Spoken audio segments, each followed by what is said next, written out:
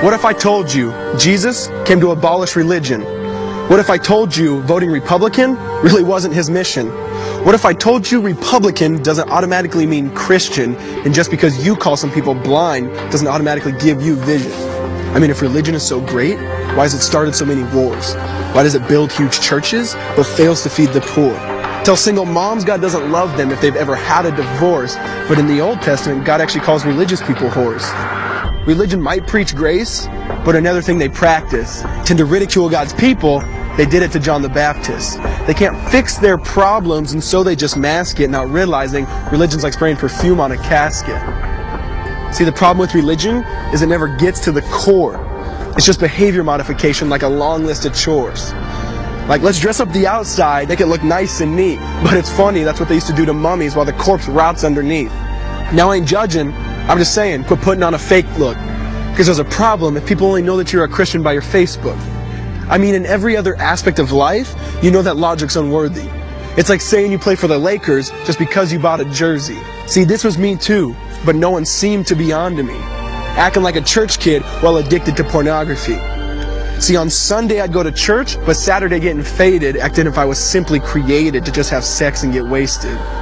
See, I spent my whole life building this facade of neatness, but now that I know Jesus, I boast in my weakness. Because if grace is water, then the church should be an ocean. It's not a museum for good people, it's a hospital for the broken. Which means I don't have to hide my failure, I don't have to hide my sin.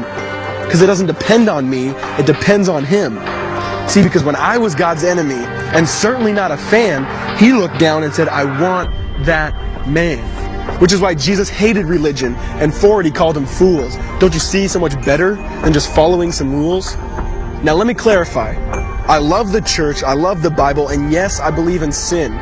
But if Jesus came to your church, would they actually let Him in? See, remember He was called a glutton and a drunkard by religious men. But the Son of God never supports self-righteousness, not now, not then. Now back to the point, one thing is vital to mention.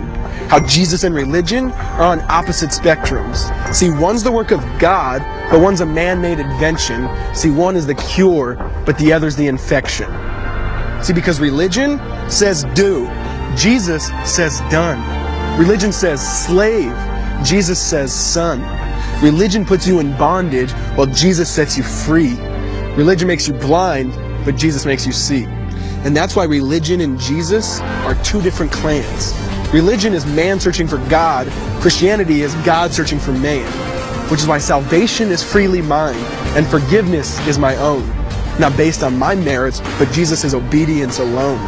Because He took the crown of thorns and the blood dripped down His face. He took what we all deserved. I guess that's why you call it grace. And while being murdered, He yelled, Father, forgive them. They know not what they do. Because when He was dangling on that cross, He was thinking of you. And He absorbed all your sin, and He buried it in the tomb, which is why I'm kneeling at the cross saying, come on, there's room. So for religion, no, I hate it. In fact, I literally resent it. Because when Jesus said, it is finished, I believe He meant it.